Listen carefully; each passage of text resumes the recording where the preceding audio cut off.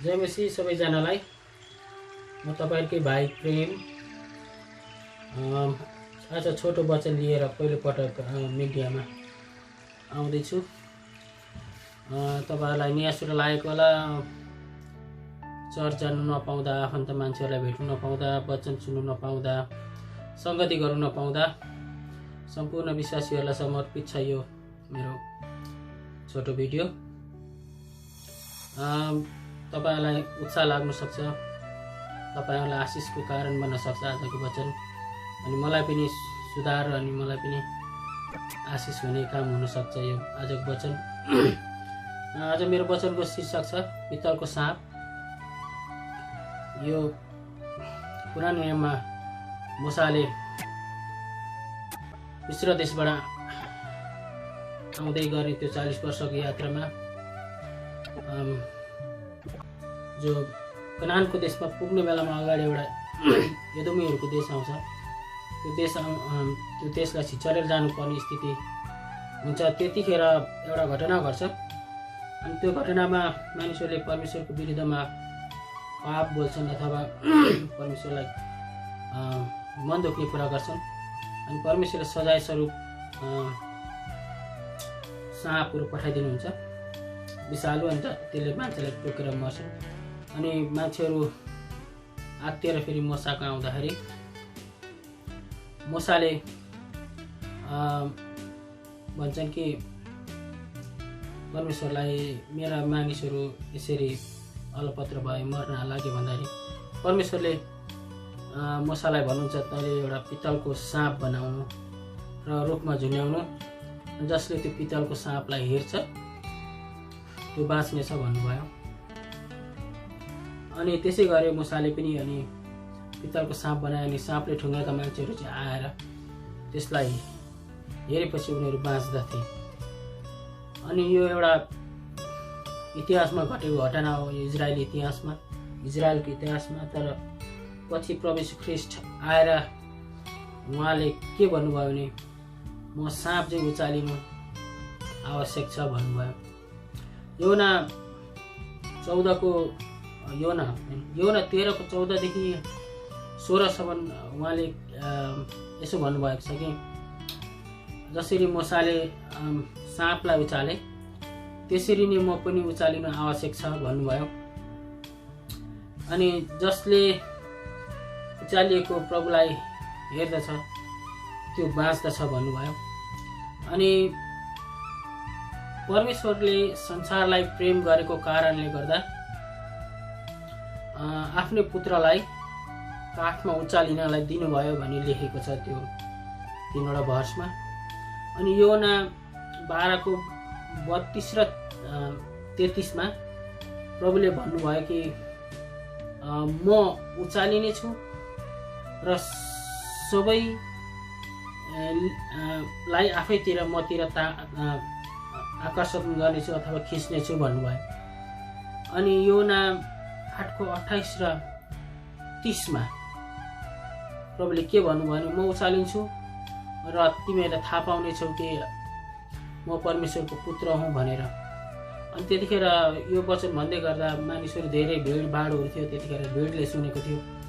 अनि त्यहाँ धेरै मानिसहरूले प्रभुलाई त्यतिखेर विश्वास गरेको, प्रभु त्यो उचालिनुभन्दा अगाडि, काठमा टाँगिनुभन्दा अथवा क्रुसमा टाँगिनुभन्दा अगाडि नै प्रभु यीशु ख्रीष्टलाई विश्वास गरेका थिए। अब प्रश्न आउँछ, मानिसको पुत्र किन उचालिन आवश्यक छ अथवा प्रभु यीशु ख्रीष्ट किन क्रुसमा टाँगिन आवश्यक छ? भजन सङ्ग्रह 22 को 15 देखि 18 सम्म यस्तो लेखिएको छ कि प्रभु यीशु ख्रीष्टको मृत्युको वर्णन गरिएको छ। चाखलाग्दो कुरा त के छ भने प्रभु यीशु ख्रीष्ट जन्मिनुभन्दा 1000 वर्ष अगाडि लेखेको किताब थियो। यो 1000 वर्षभन्दा अगाडि लेखेको किताब थियो। त्यो वर्णन गरेको मृत्यु जो प्रभु यीशु ख्रीष्टलाई अंकित गरेर वर्णन गरिएको छ, त्यो मृत्यु चाहिँ प्रभु यीशु ख्रीष्ट जस्तो छ त्यस्तै भोग्नुभयो त्यो क्रुसमा। त्यहाँ बोलिएको भविष्यवाणी प्रभु यीशु ख्रीष्टको जीवनमा आएर पूरा भयो। त्यहाँ मृत्युको वर्णन यस्तो छ कि श्रापितलाई क्रुसमा टाँगिनेछ। त्यहाँ वरिपरि कुकुरहरू हुनेछन्, दुश्मनहरू जसले मासु खाने खालका। अनि उनीहरूले चाहिँ क्रुसमा टाँगेर त्यो यति यातना दिन्छन् अरे कि त्यो यातना एकदम भयानक र एकदम दर्दनाक हुनेछ।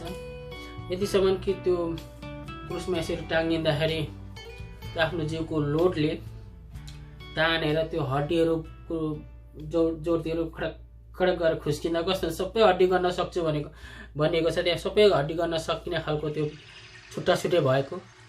अनि त्यो प्रचुर तिर्खा एकदम त्यो यातना तनाव दिमागमा पनि त्यस्तै कुरा खेलेको, अब त्यो पीडा है शरीरले पनि त्यस्तै भोगेकोले गर्दा त्यो तिर्खा लागेर पानी जिउमा सकिएर पसिना भएर बगेर रगत बगेर तिर्खाले यो जिब्रो चाहिँ तर्कुलामा टाँसिएको थियो अरे। यतिसम्म यातना प्रभुले खट्नुभयो। अनि प्रभुको त्यो मृत्यु हुँदाको एउटा घटना के लाग्छ मलाई भने, अचम्म के लाग्छ भने, प्रभुलाई त्यो साधारण मान्छेलाई त्यसरी क्रुसमा टाँग्दाखेरि त्यो आधी घन्टा 1.5 घन्टामा त्यो मान्छेको प्राण जान्छ, सकिन्छ। तर प्रभुले चाहिँ आफ्नो इच्छाले प्राण त्याग्नु भयो अरे। 6.5 घन्टासम्म प्रभु यीशु ख्रीष्ट क्रुसमा टाँगिराख्नु भयो। उहाँले सहिराख्नु भयो, त्यो यातना खपिराख्नु भयो। त्यो यातनाहरू किन खप्नु भयो भन्दाखेरि चाहिँ उहाँले जुन कामले त्यहाँ क्रुसमा चल्नु भएको थियो, उहाँ त निर्दोष हुनुहुन्थ्यो, उहाँ त पाप रहित हुनुहुन्थ्यो, उहाँमा खोटलाउने कुरा केही थिएन, उहाँ एउटा सेतो कागज चाहिँ सफा हुनुहुन्थ्यो। तर पनि उहाँलाई चाहिँ श्रापितलाई चाहिँ त्यो क्रुसमा टाँगिएको थियो। अनि त्यो श्रापितले पाउने हरेक श्रापित प्रकारको होला श्रापहरू पनि परमेश्वरबाट आउने, जो आफ्नै जीवनको कमी कमजोरीले कमाएका हुन्छौँ हामी है। आफ्नै जीवनको लालसापनले, आफ्नै जीवनको घमण्डले कमाएका हुन्छन्। अनि त्यो श्राप, हरेक प्रकारको श्रापको दाम तिर्नले चाहिँ उहाँले धेरै बेरसम्म यातना सहनुभयो अरे। कम्प्लिटली सबै प्रकारको पापको सजाय भोग्दिनलाई उहाँले 6.5 घन्टासम्म उहाँले सजाय सहिराख्नु भयो। नभए त त्यो जमानामा रोमन सरकारको यातनाको त्यो प्रचुर यातनामा त कुनै पनि मानिस आधी घन्टा 1.5 घन्टा भन्दा तग्न सक्दैन। उस्तै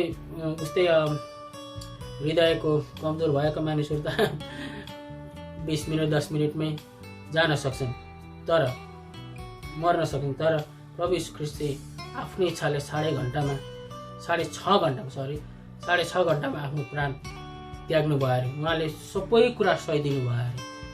अनि यो कुरा सुन्दा चाहिँ प्रभु यीशु ख्रीष्टलाई किन त्यसरी टाँगिनु पर्यो त भनेर यो प्रश्न आउँछ। किन चाहिँ प्रभु यीशु ख्रीष्ट उचालिनै पर्यो त?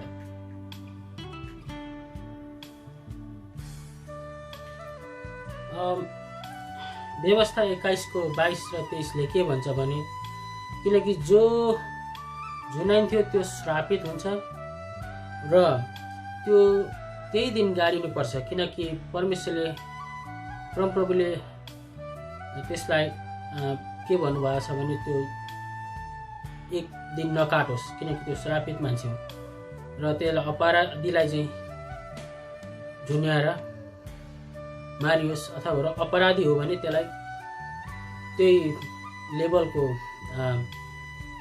यातना सहित त्यसलाई झुन्याएर मारियोस् र त्यसलाई त्यसै दिन गाड्नु भनेर परमेश्वरले आज्ञा दिनुभएको छ व्यवस्थाको किताबमा 21 अध्यायमा।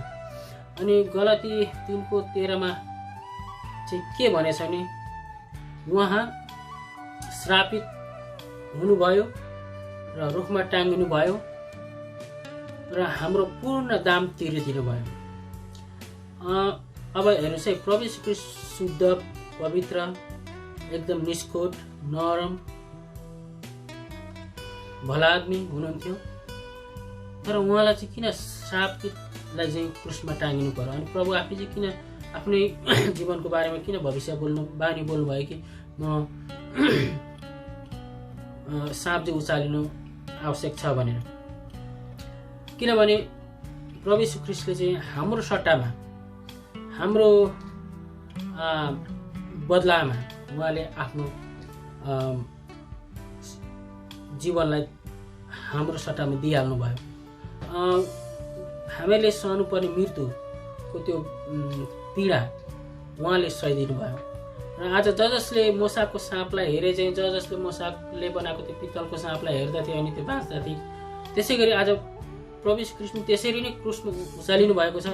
अनि जसले उहाँलाई हेरेर उहाँको मृत्यु, उहाँले त्यो मृत्यु चाहिँ मेरो निम्ति हो भनेर विश्वास गरेर उहाँलाई हेर्छ र विश्वास गर्छ, त्यो बाँच्दछ। पहिलो पत्रुस 2:24 यस्तो लेखिएको छ कि उहाँमाथि विश्वास गर्नेले उद्धार पाउँछ, उचालिएको ख्रीष्टमा जीवनको आशा छ र हेर्नेले सुरक्षा पाउँछ भनेर लेखिएको छ। अब उद्धार र मुक्ति चाहिँ प्रभु यीशु ख्रीष्टमा मात्रै छ। आज कुनै पनि यो संसारमा ईश्वरहरू आए, म हो ईश्वर भन्दै आए, तर तपाईँ र मेरो लागि, हाम्रो पापको लागि मरिदिने, तपाईँ र हाम्रो जीवनको त्यो अपराधलाई आफैमाथि बोकेर त्यो साँप चाहिँ उचालेर अथवा पीडा सहेर त्यो रुखमा टाँसिदिने, टाँगिदिने, मरिदिने, हाम्रो निम्ति प्राण त्यागिदिने कोही ईश्वर छैन। बरु उनीहरूको सुरक्षाको लागि मान्छेहरूले ती ईश्वरहरूले आफ्नो भाडादारहरू राखे, तर प्रभुले चाहिँ आफ्नो ज्यानको ख्याल गर्नु भएन, आफ्नो प्राणको ख्याल गर्नु भएन र हामी पापीहरूको निम्ति सुम्पिदिइहाल्नु भयो। अनि जसले उहाँलाई हेर्छ अथवा प्रभु यीशु ख्रीष्ट मेरो निम्ति मर्नुभयो, क्रुसमा टाँगिदिनु भयो, म जानुपर्ने, मैले सहनुपर्ने त्यो मृत्यु सजाय मेरो थियो, तर आज प्रभुले मेरो निम्ति सहिदिनु भयो भनेर विश्वास गर्छ, त्यसले उद्धार पाउँछ। तर मानिसहरू अहिले अझै पनि दान दक्षिणामा उद्धार छ अथवा च्यारिटीका कामहरू, अब धेरै धेरै पैसा दिने अनि कसैलाई राम्रो काम, भलाद्मी भएर बस्ने, शुद्ध जीवन जिउने उनीहरूको प्रयास रहन्छ ताकि उनीहरू स्वर्ग जाउन् र मुक्तिको निश्चयता पाउन् भनेर। तर तपाईँलाई म एउटा कुरा भन्छु, यदि मेरो ख्यालमा अथवा मेरो विश्वासमा म दिन बिहानको एकचोटि नुहाएर बेलुका एकचोटि नुहाउँदा म शुद्ध हुन्छु भन्ने मलाई लाग्छ भने मेरोमा अर्को ख्याल पनि आउँछ, 12 बजी पनि नुहाउनुपर्छ कि दिउँसो, 3 बजी पनि नुहाउनुपर्छ, त्यसो गर्दा शुद्ध हुन्छ कि भन्ने खालको एउटा डाउट आउँछ। अर्को कुरा, सपोज फेरि म अर्को मान्छे दान दक्षिणा गरेर म धर्म कमाउँछु, म पवित्र बनिन्छु, म स्वर्ग जान्छु भनेर उसले सोध्छ भने मैले आज 20,000 कसैलाई दिएँ, कसैलाई 40,000 दिएँ भने मलाई त्यो दिउन्जेल मलाई एकदम आनन्द लाग्छ। मैले यस्तो गरिबहरूलाई मैले सहयोग गरेँ, मलाई ईश्वरले मलाई रुचाउनु भयो भनेर मलाई ढुक्क लाग्छ। तर भोलिपल्ट मलाई कस्तो लाग्छ, 20,000 मात्रै पा कम्ती भयो कि, मसँग थियो नि अलिकति 30,000सम्म पुर्याएको भए हुन्थ्यो कि भने जस्तो एउटा डाउट हुन्छ। दान दक्षिणाले कहिले पनि उद्धारको निश्चयता चाहिँ हुँदैन। उद्धार पाएँ मैले भनेर त्यो यकिनै हुँदैन, बरु उल्टा हामीलाई शङ्खामा राखिदिन्छ। कसैलाई मर्दै गरेको मान्छेलाई बचाएँ भने पनि, मैले त्यसलाई जीवन दिएँ भने पनि, अथवा जीवन त परमेश्वरको हातमा छ, तर मलाई पनि परमेश्वरले खटाएर म त्यहाँ बचाउन पुगेको हुन्छ। तर मेरो व्यक्तिगत मनमा चाहिँ के लाग्छ भने आज मैले यसलाई बचाएँ भनेर मलाई लाग्छ। आज म ईश्वरदेखि म एकदम आशिषित भएँ, मलाई डाइरेक्ट स्वर्गमा मेरो नाम लेख्यो भनेर मैले सोध्छु होला। तर भोलिपल्ट पर्सिपल्ट अरूलाई पनि बचाउनु पाएँ, अझै स्वर्ग जान पाइन्थ्यो कि, अझै कन्फर्म हुन पाइन्थ्यो कि भन्ने खालको हामीलाई त्यो विश्वासको त्यो धर्महरू भन्ने कुरा भइरहन्छ। तर प्रभु यीशु ख्रीष्टले एकैचोटिको बलिदानमा हामीलाई सबै हाम्रो पापहरू है, हाम्रो हातले गरेका पाप, दिमागले सोचेर गरेको पाप, आँखाले हेरेर गरेको पाप, मुखले बोलेको, यो जिब्रोले बोलेको पाप, हृदयले सोचेर गरेको पाप, खुट्टाले हिँडेर गरेको पापको सट्टामा हामीलाई हाम्रो सट्टामा उहाँले सजाय भोगिसक्नु भएको छ। अक्षर रूपमा अथवा प्र्याक्टिकली पनि के छ भने हामीले हातले गरेको पाप छ भने उहाँले हातमा काटी उहाँको हातमा काटी ठोक्यो। हामीले दिमागले गरेको पापहरू छ भने पनि दिमागमा यो टाउकोमा उहाँले काँडाको मुकुट लगाइदिनु भयो। मुकुट त सुन्दा मुकुट थियो, मै सानोमा त मुकुटै प्रब्लम त मुकुटै लगाइदिएको रहेछ, तर काँडाको भनेपछि त्यो कति यो घोच्छ त है लाउँदा पनि यसो। अनि हृदयले सोचेर पाप गर्छ परमेश्वरलाई, प्रभु यीशु ख्रीष्टलाई कोखामा भाला रोपेर मानिसहरूले मारेका थिए, हृदयमा छेद गरेर। अनि हाम्रो खुट्टाले हिँडेर पाप गरेको छ भने हाम्रो प्रभु यीशु ख्रीष्टको खुट्टामा काटी ठोकेर राखिएको थियो। त्यो सबै प्रकारको पापहरू चाहिँ प्रभुले क्रुसमा भोगिदिनु भयो र सहिदिनु भयो ताकि हामीले उद्धार पाऊँ भनेर।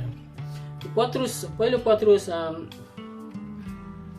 2:24 के लेखेको छ भने हाम्रो पापको खातिर मरेर धार्मिकताको लेखी जिउँ भनेर क्रुसमा हाम्रा पाप बोक्नु भयो र उहाँकै चोटहरूद्वारा हामी निको भयौँ भनेर लेखिएको छ।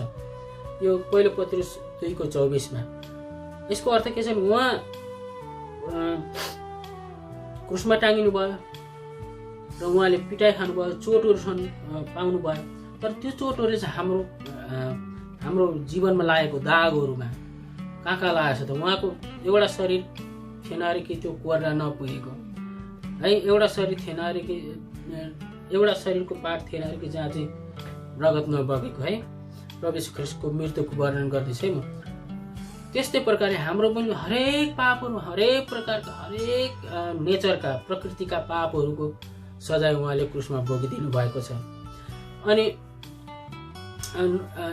यो कथा चाहिँ, यो पित्तलको साँपको कथा चाहिँ गन्ती किताब 21:4 - 9 छ।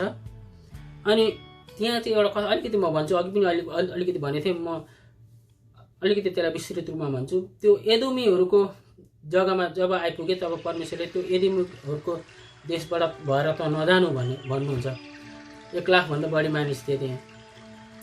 मोसालाई त्यसो भन्दा उनीहरू घुमाउरो पर्खेर जानु पर्यो। अनि मानिसहरू गनगन गर्न थाले, इजरायलीहरू। उहाँबाट यात्रा गरेको 40 वर्ष भएको थियो। अनि गनगन गरे किनकि उनीहरूको गाई बाख्रा थियो, भेडा बाख्रा गोठहरू थियो, नानीहरू थिए, छोरीहरू थिए, श्रीमतीहरू थिए, कोही त प्रेग्नेन्ट पनि होलान्। उनीहरूलाई अब उति पर त नि एउटा देश काटेर जाँदा कनान आइहाल्छ, तर यस्तो घुमेर चाहिँ किन जानुपर्ने भनेर उनीहरू गनगन गर्न थाले, एकदम गनगन गर्न थाले।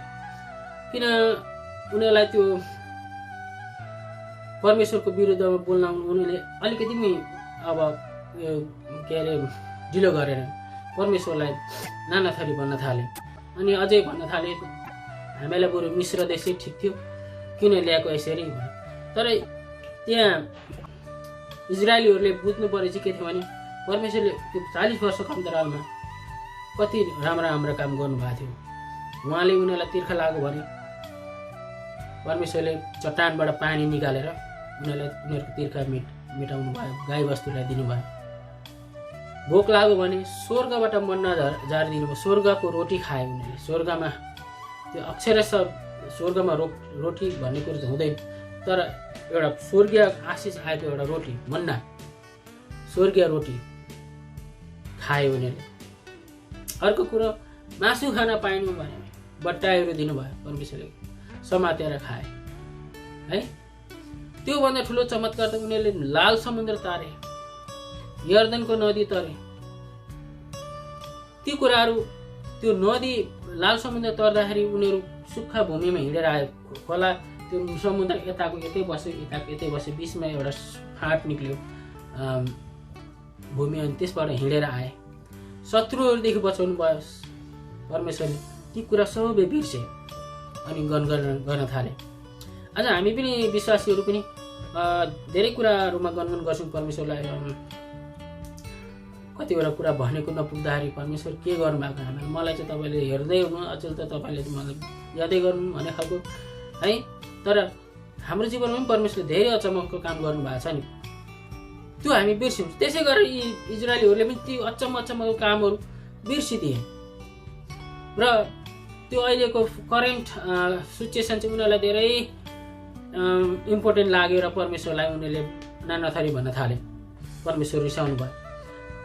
परमेश्वरले त्यो एदोमीको देशबाट भएर जान दिन हुन्न थियो, किनभने परमेश्वरले पहिल्यै बाचा गर्नुभएको थियो, पहिल्यै आशिष दिनुभएको थियो। किन त्यो एदोमीहरू चाहिँ को हुन् भन्दाखेरि याकुबको दाजु एसाउको देश थियो। अनि एसाउलाई आशिष दिँदाखेरि एसाउलाई तेरो देशलाई म सुरक्षा गर्नेछु, तेरो सन्तानलाई म सुरक्षा गर्नेछु, तँलाई कसैले पनि टच गर्ने छैन भनेर परमेश्वरले पहिल्यै आशिष दिनुभएको थियो। अनि त्यही कारणले परमेश्वरले तिनीहरूलाई एदोमीको बाटो भएर जानु दिनु भएन। ती इजरायलहरू फेरि त्यो एसाउको भाइको सन्तानहरू थिए।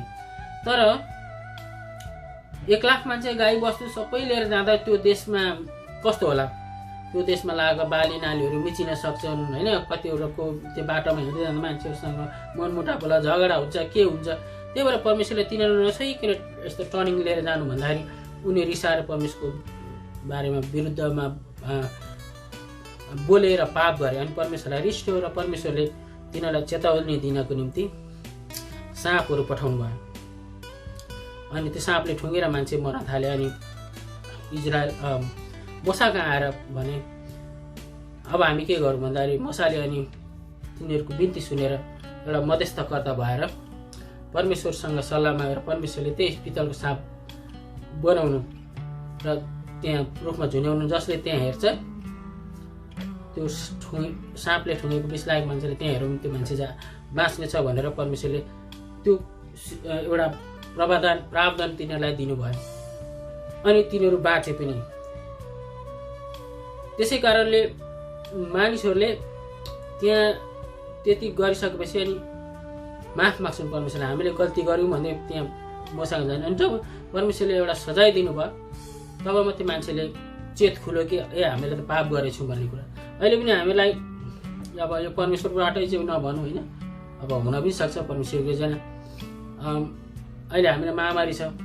हाम्रो निम्ति अहिले फिल्म स्टार, गायक, सङ्गीतकर्मीहरू है, पैसा, जागिर, धन सम्पत्ति परमेश्वरभन्दा ठुलो भएको छ अहिले हाम्रो जीवनमा। अनि आज कन्सर्ट छ भन्दा हामी त्यहाँ जसरी पनि पुग्छौँ, तर चर्चमा हामी पुग्दैनौँ।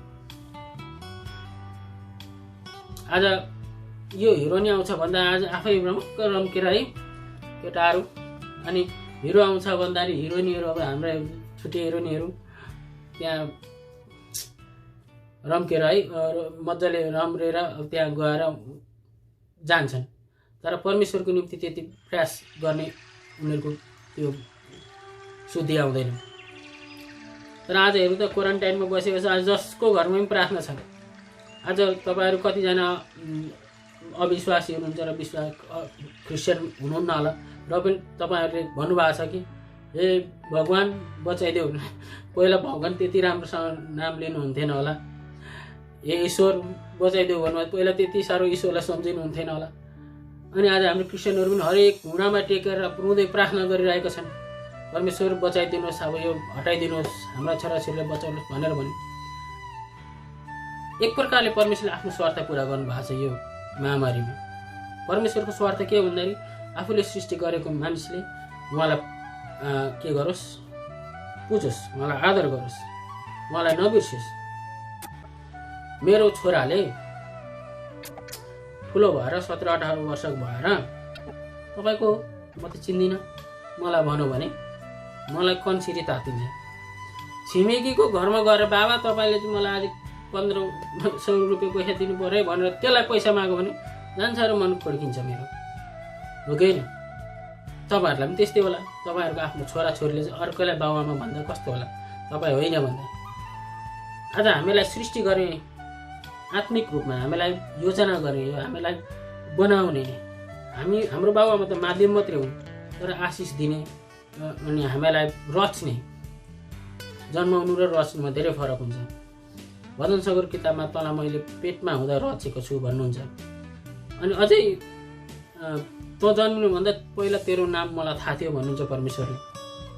अनि उहाँले सृष्टि गरेको हामी आज हामी परमेश्वरलाई बिर्सेर टाढा टाढा टाढा यो उनीहरू जस्तै हुन्छ भएका थियौँ, भयौँ भनौँ न।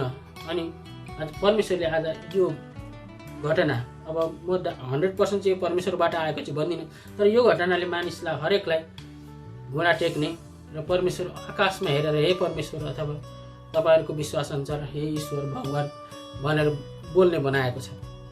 आज यो विशेष गरी मेरो वचन विश्वासीहरूको निम्ति मात्रै हो, कसैलाई पेच पार्ने खालको कुरा होइन। तर यो कुराहरूले गर्दा चाहिँ गनगनले गर्दा चाहिँ त्यो परमेश्वरले विषालु साँपहरू पठाइदिनु परेको थियो। यो त मेरो कथा, मैले कथा भने। अब विश्वासीहरू एक दुईवटा सल्लाह छ। हामी निराश भयौँ, हामीलाई समस्या आयो भने के गर्ने भन्दा याकुब 5:13 प्रार्थना गरोस् भनेको छ। बुझ्नुभयो कि हामी निराश हुँदा चाहिँ प्रार्थना गर्नु अरे। अनि याकुब 5:9 के भनेको छ भने विश्वासीले गनगन गर्नु हुँदैन।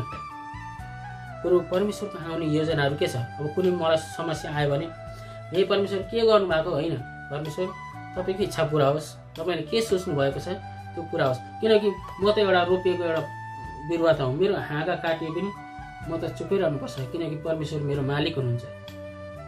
मलाई कुन प्रकारले उहाँले हुर्काउन चाहनु भएछ, हाँगा भएर झ्याममा परेको हो कि, वा तलबाट माथिसम्म चाहिँ हाँगा काटेर झ्याममा भएको हो कि, वा सुरिलो बार माथिसम्म पुर्याउन आँट्नु भएको छ कि, त्यो त उहाँको योजनामा हामी सक्दैन। हामीले हाम्रो यो सीमित दिमागले हामीले सोचेर बोल्न सक्दैनौँ।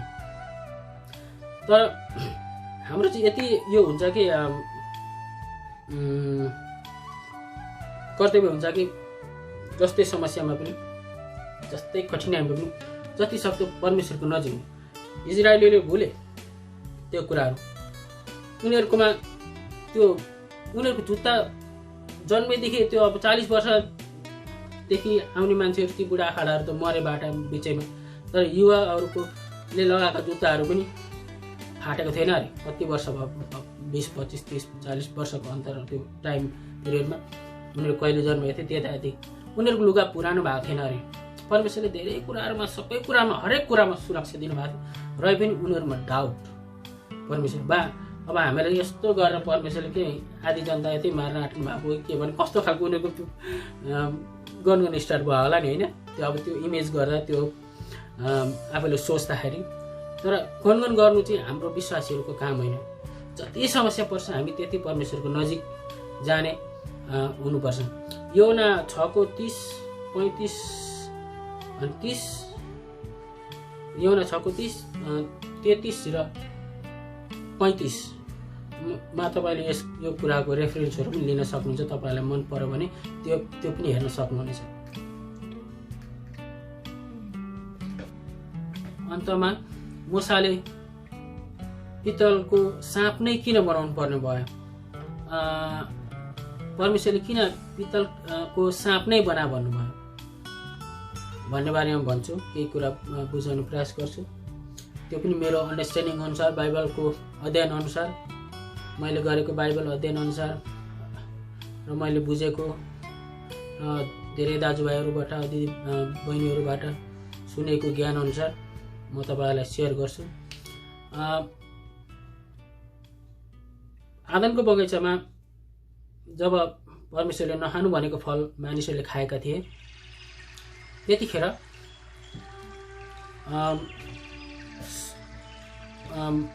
साँपले चाहिँ उस्काएको थियो, नखानु भनेको फल टिपेर हावालाई दिएको थियो, हावाले पनि खाएर अनि आदमलाई पनि दिएको थियो। अनि यी आदम हावा चाहिँ पहिला परमेश्वरले सृष्टि गरेका 2 नारी र पुरुष हुन्। अनि यिनीहरू चाहिँ आदमको बगैँचा चाहिँ एउटा दुध र मह बग्ने एकदम फलफुलै भएरको परिश्रम गर्नु नपर्ने मानिस कहिले नमर्ने थिए। त्यतिखेर अमर जीवन लिएर आएका थिए। तर त्यो फल खाएपछि परमेश्वर क्रोधित हुनुभयो, किनकि परमेश्वरले नखानु भनेको थियो, त्यो खाए। परमेश्वरले मानिसको आज्ञाकारितालाई हेर्न चाहनु भएको थियो। त्यो असल र खराब फल, ज्ञानको फल दिने रुख नखानु भनेको थियो, तर मानिसले खाइदियो। त्यो पनि साँपको भनाइमा लागेर परमेश्वरको आज्ञालाई उल्लङ्घन गरे। अनि परमेश्वर क्रोधित हुनुभयो र परमेश्वरले मानिसलाई सुधारी, मानिसले स्त्रीले दिए मलाई त भन्यो, हावाले दिए भन्यो, हावालाई सोद्धा मलाई त साँपले छल गर्यो भन्ने। अनि तिनैजनालाई राखेर परमेश्वरले श्राप दिनुभयो। आज त्यो श्रापको हामी पनि बोकेछौँ। के भनेर भन्नुभयो भने मानिसलाई तैँले निधारको पसिना नचुहाइकन त खान पाउँदैनस् भन्नुभयो। अनि त मर्छस् भन्नुभयो, मरेर माटोमा मिल्नेछस् भन्नुभयो। दोस्रो त हावालाई भन्नुभयो, स्त्रीलाई भन्नुभयो तैँले गर्भ अवस्थामा पीडा पाउनेछस्, असह्य पीडा पाउनेछस् र पनि तेरो मन चाहिँ पतितर्फै हुनेछ भन्नुभयो। अनि त्योभन्दा पहिला परमेश्वरले आफैले योजना गर्नुभएको थियो कि मानिसलाई सृष्टि गर्ने। एक सिजनमा आदम र हावालाई सृजना भयो भने अरू बेला अरू परमेश्वरको योजना उहाँको टाइम टेबलमा गर्नुहुन्थ्यो हुने उहाँको योजना। तर मानिसले पाप गरिदियो। अनि फेरि साँपतिर फर्केर चाहिँ परमेश्वरले के भन्नुभयो भने त धुर्त होस्। परमेश्वरलाई थाहा थियो त्यो लुसिफर हो भनेर, त्यो स्वर्गबाट झरिएको स्वर्गदूत थियो भनेर, जो चाहिँ श्रापित स्वर्गदूत, उहाँलाई श्राप पाएर स्वर्गबाट श्राप पाएर झरेको। अनि धरतीमा आएर पनि श्राप पाएको थियो मान्छेले, त्यो शैतानले, मान्छे सरी त्यो शैतानले। अनि के भन्नुभयो भने तँलाई मानिसको पुत्रले, तैँले मानिसको पुत्रको कुर्कुच्चो ढस्नेछस् र तेरो मानिसको पुत्रले तेरो टाउको कुच्याउनेछ भनेर श्राप दिनुभयो। उहाँलाई त्यो साँपलाई चाहिँ अति घृणित साँप, अब त्यो अरू साँपको कुरा गरेको छैन, यो हाम्रो गाउँहरूमा पाउने साँपहरू भनेको तिनीहरू परमेश्वरले पहिले सृष्टि गर्नुभयो। यो साँप चाहिँ जो स्वर्गदूत थियो त्यसले आफ्नो भेष परिवर्तन गरेर आएको थियो। अनि उहाँले त्यसरी श्राप दिनुभयो र मानिस जातिलाई सदाको लागि त्यो आदमको बगैँचाबाट निकालिदिनु भयो। अनि मानिस मर्न थाल्यो। त्योभन्दा पहिला मानिस मर्दैन थियो। अब यो साँप त्यो नक्सा हो, अनि श्रापित बुझ्नुभयो कि त। अनि प्रभुले चाहिँ म साँप चाहिँ भनेपछि त्यो श्रापित चाहिँ सबैभन्दा बढी श्राप पाएको, स्वर्गबाट पनि धरतीबाट पनि, धरतीमा पनि परमेश्वरको श्राप पाएको त्यो तुच्छ संसारमा सबैभन्दा तल्लो स्तरको लेभलको श्राप पाउने चाहिँ त्यो साँप थियो। अनि त्यस्तै लेभलको चाहिँ श्राप पाएको लेभलको त्यो औदामा प्रभु जान चाहनुभयो, ताकि हामी सबै जति पनि श्राप पाएका छौँ, मृत्युको श्राप पाएका छौँ, जो मरेर जान्छौँ। अहिले मैले दोस्रो मृत्युको कुरा गरिरहेको छु। पहिलो मृत्यु भनेको शरीरको मृत्यु, जसले पनि मर्छ, तर आत्मा मर्ने कुरा गर्दैछु। जो हाम्रो अब शरीर त मरेर जान्छ, तर हामी आत्मा पनि मरेर जान्छ, हामी आत्मा पनि नरकमा जान्छ। तर प्रभुले जसरी त्यो इजरायलले त्यो झुनाएको साँपलाई हेर्दा बाँच्दा थिए, त्यसरी नै आज प्रभु यीशु ख्रीष्ट क्रुसमा टाँगिनु भएको छ साँप चाहिँ। जसले प्रभु यीशु ख्रीष्टलाई विश्वास गर्छ त्यो मान्छेले दोस्रो मृत्यु चाख्दैन। त्यो भर्स बाइबलमा लेखिएको छ, मैले फट्टै भन्न सकिनँ। जसले आफूमा पाप गरेको आफूलाई महसुस भएको छ र आफूमा चोट भएको छ, चोट आफूमा कमी कमजोरी, चोटको अर्थ कमी कमजोरी अथवा आफूमा अनिवन कुराहरू देखेको छ, त्यसले प्रभुले पाएको चोटहरूलाई हेरोस्, उसको चोट जाति हुन्छ भनेको। हाम्रो पापहरू सबै कुराहरू प्रभुले सहिसक्नु भएको छ। अब हामीले उहाँलाई विश्वास गरे हामीले उद्धार पाउँछौँ भनिएको। र आजको वचन यति नै, त धेरै लामो भयो।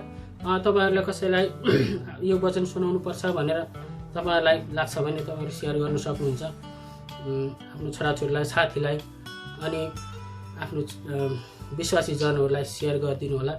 यति भन्दै फेरि पनि जय मसीह, धन्यवाद।